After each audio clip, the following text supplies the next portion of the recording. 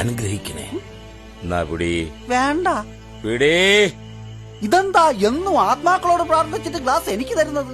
നിനക്ക് ശരീരമില്ലല്ലോ, ആത്മാവ് മാത്രമല്ലേ ഉള്ളൂ. അപ്പൊ നീ കുടിച്ചാലും മതി. കുടി. വേണ്ട.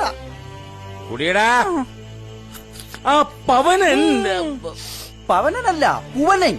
ആനനൻ. അവൻ ആരായാലും അവനെ എന്തിനാ ഈ മണ്ണിൽ നട്ടതെന്ന് എനിക്കറിയണം. മുതലാളി, എന്താടാ? നമുക്കൊരു ഫ്രിഡ്ജ് മേടിച്ചാലോ? എന്തിനാടാ? ഐസ് ഇടാതെ അടിച്ചിട്ടൊരു സുഖമില്ല. എന്നങ്ങ് സഹിച്ചാ മതി കേട്ടോ. പളനിയാണ്ടവനാണ് സത്യം. അവിടെ സത്യം പറച്ചിൽ തുടങ്ങിയെന്ന് തോന്നുന്നു.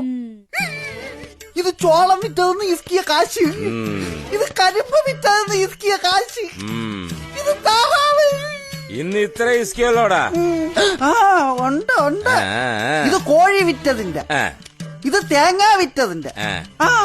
എന്താടാ? തേങ്ങ മുതലാളിയുടെ അല്ല, മുത്തൂന്റെ പറമ്പില്. എടാ, 2 തുള്ളി കള്ളി എന്നാ നിന്റെ ഉള്ളിയുള്ളതെല്ലാം പുറത്തു വരും.